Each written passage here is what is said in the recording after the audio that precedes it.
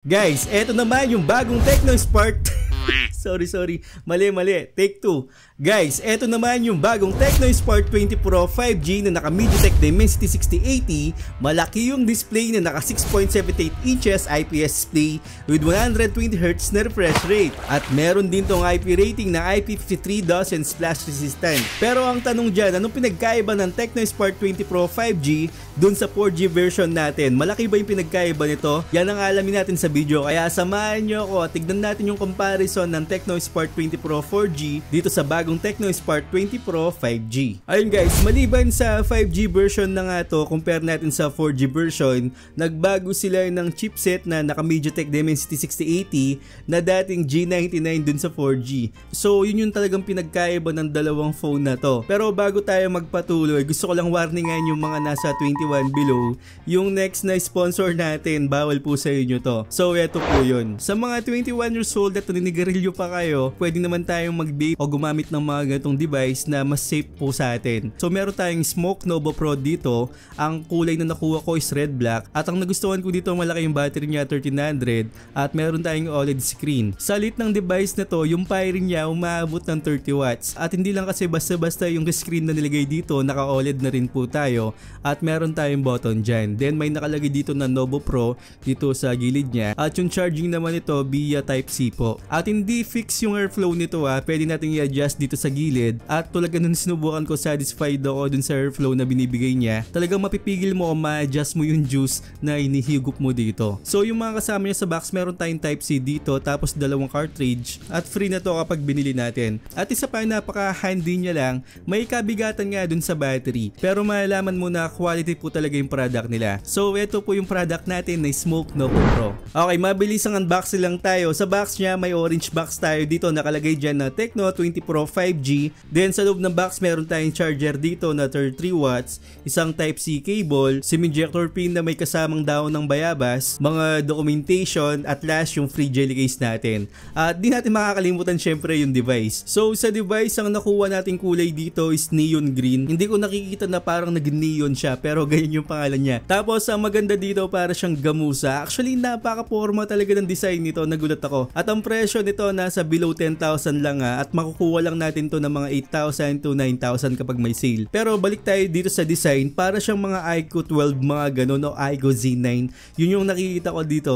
At mas maporma siya compare dun sa iQOO 12 tsaka iQOO Z9. Kasi yung camera module nito dito sa gilid, may color accent siya na parang gold, parang ganun. At ang ganda ng mga combination na nilagay nila dito, lalong lalo na yung back panel niya, may mga pagka marble kapag tinamaan ng ilaw. Makinis talaga siya. Then sa likod pa rin may nakalagay tayo na Tecno Spark. At nagugustuhan ko talaga yung back panel nito, napaka-premium yung tignan. At akala mo mamahalin talaga yung phone mo. Hindi mo akalain na parang below 10,000 pesos lang to. Then sa gilid naman, yung frame naman nito is made of plastic lang. Syempre, ganun naman talaga yung mga entry level. Tapos meron tayo dito na fingerprint scanner na power button na rin. Tapos volume rocker. Then dito naman sa baba, meron tayong speaker, Type-C port, at microphone. Sa taas naman, meron tayong dual speaker naman dito at anti-noise cancelling microphone. At mapapansin nyo, may nakalagay na Dolby Atmos. Then sa kabilang side naman, yung SIM card tray natin. At meron tong expandable storage. So overall sa design, napakaganda talaga. Satisfied talaga ako din sa design nila.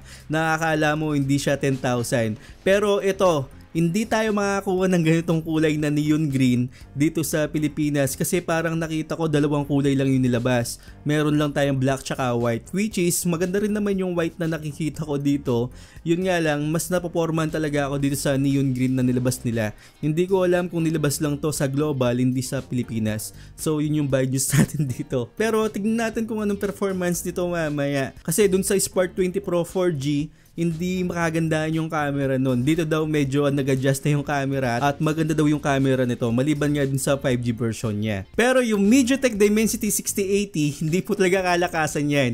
Parang magkapantay lang sila ng G99, parang ganon. Konting-konti lang talaga. Sa actual performance na subukan ko ng phone na to, walos wala talagang pinagkaiba. Pero ito-test ko pa rin sa inyo para makita nyo kung ano makukuha natin na performance dito sa bagong Spark 20 Pro 5G. At magsimula muna tayo dito sa Mobile Legends. Sa Mobile Mobile Legends nakakuha lang tayo ng super. Tapos ultra na yung graphics natin dito. Sana magkaroon tayo ng ultra no. Pero kahit na magkaroon tayo siguro ng ultra, hindi tayo makakuha ng magandang FPS dito.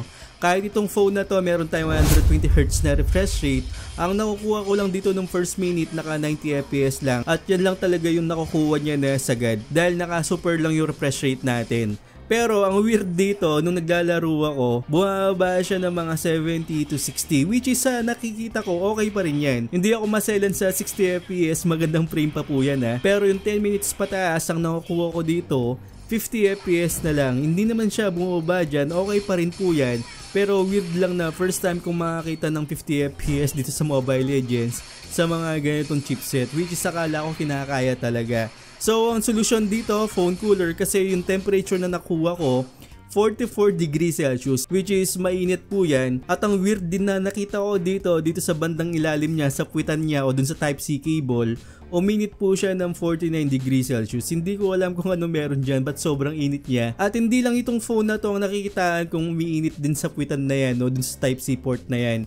May mga phone din talaga na umiinit din sa part na yan. So abangan nyo, kailangan kong alamin kung bakit umiinit yung Type-C port na yan habang nagigaming tayo. At sa mga ibang phone na aranasan ko rin po talaga yan. Ang room temperature ko naman dito is 34 degrees Celsius, which is mainit po talaga. Wala akong electric fan, wala akong ginamit na para matest ko ng maayos yung mga phone na na-review natin. At sa back panel naman, dito sa camera module siya umiinit. Nakakuha rin tayo ng 44 degrees Celsius dito, na same lang din dito sa display. Yan yung nakuha natin, na weird dun lang talaga ako dun sa port part. So sa Call of Duty Mobile naman, yung graphics naman dito is nasa medium, tapos yung frame rate niya is nasa high. Okay naman, playable siya, which is talagang yun yung talagang makukuha natin, 40 FPS. Pero sana kahit 60 FPS lang magkaroon tayo dito. At naramdaman ko rin pagkatapos ng isang laro, 43 degrees Celsius din yung nakuha ko, which is may kainitan nga po. So Honor of Kings naman nasa 59 to 60 FPS, which is magandang maglaro dito.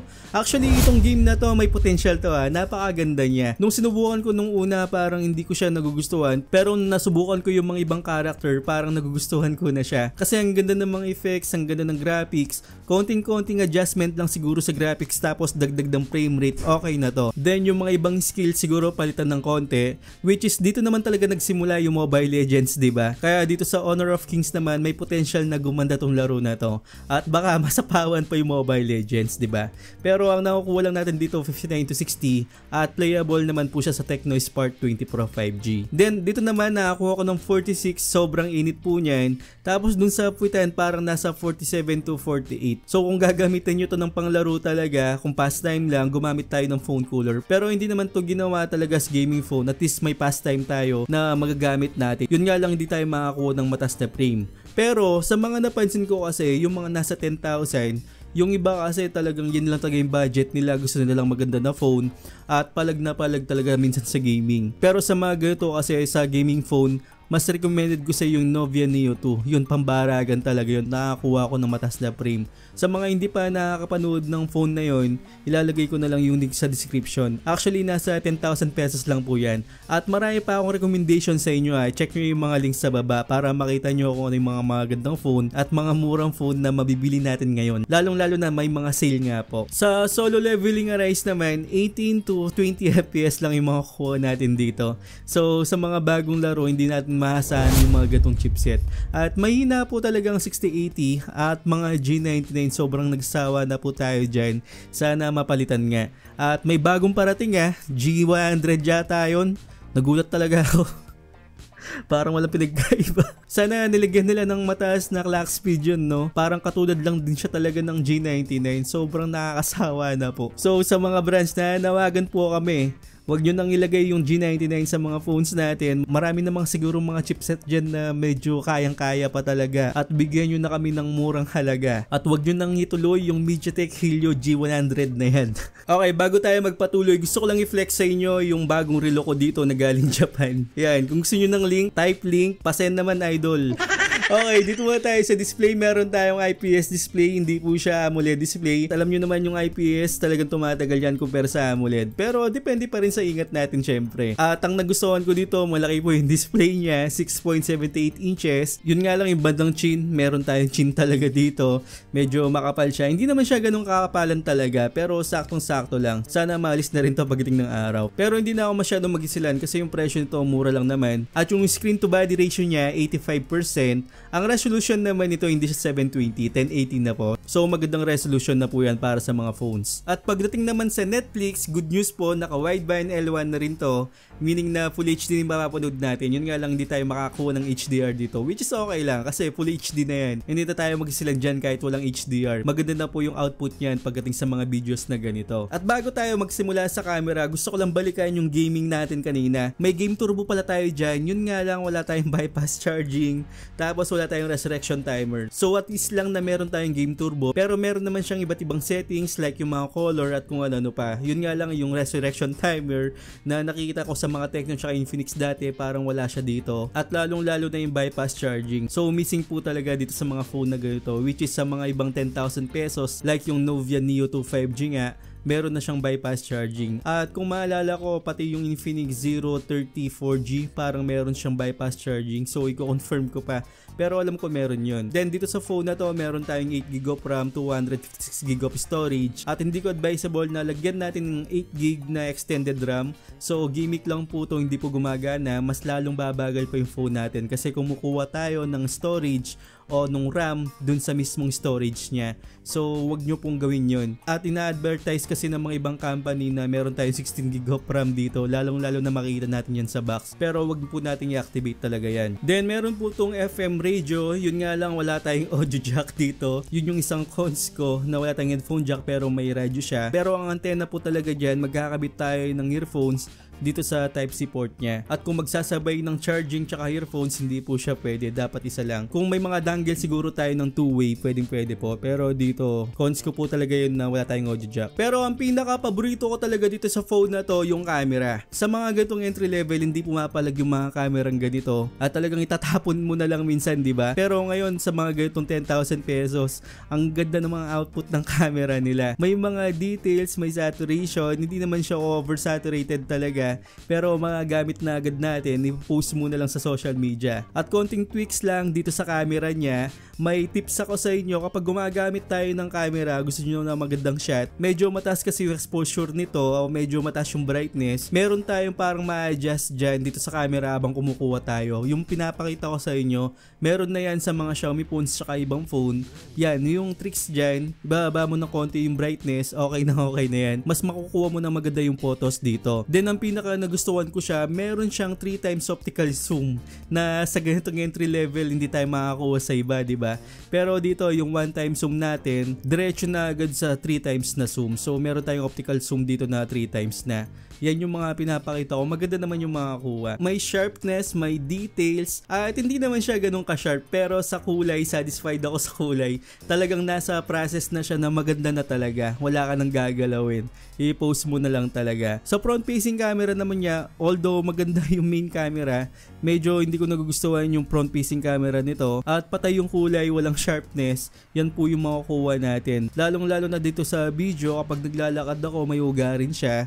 At hindi siya ganun kalinaw. May mga time na kapag nag-iba yung liwanag, minsan maganda, minsan hindi. At nakita nyo naman sa video, hindi siya stable sa isang kulay. Talagang nag-iiba po yung kulay nito. Minsan may kulay siya, tapos kapag lumisa ako ng konti o umikot ako ng konti, nawawala na po yung kulay.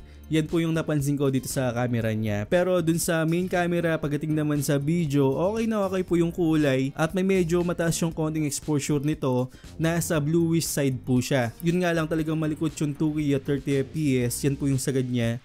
Hindi mo maasahan na kapag maglalakad tayo. Pero steady video, maganda po yung pinapakita niya. Maganda po yung kulay, maganda po yung details. At masasabi ko na pwedeng pwede na to kung di tayo maglalakad. So yun yung camera natin. So ang pinagkaiba ng 4G sa 5G, obvious naman 5G po siya. Mas maganda po yung build quality. Kita nyo naman, napaka-premium niya talaga. Nung tinanong ko yung mga tao dito sa bahay, akala nila nasa 20,000 mga ganun. Pero nagulat sila nung sinabi ko nasa 9 to 10,000 lang to. So talagang pambulag talaga yung back panel panel nito. Yun nga lang, huwag kayong mabulag talaga sa back panel o sa design ng isang phone.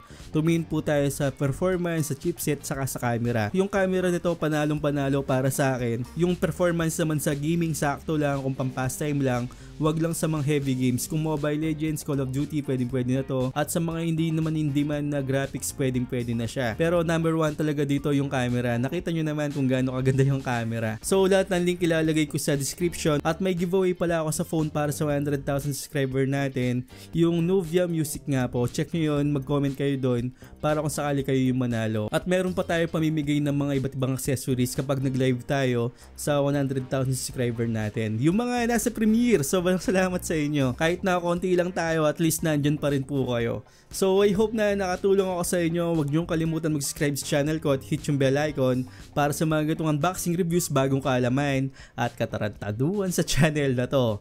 Once again, ako po si Paul. Yung mga tanong nyo, ilagay nyo lang sa comment section. Thank you po. You really changed, man. All your music and arrangement. You don't know shit, shut your mouth, you can save it.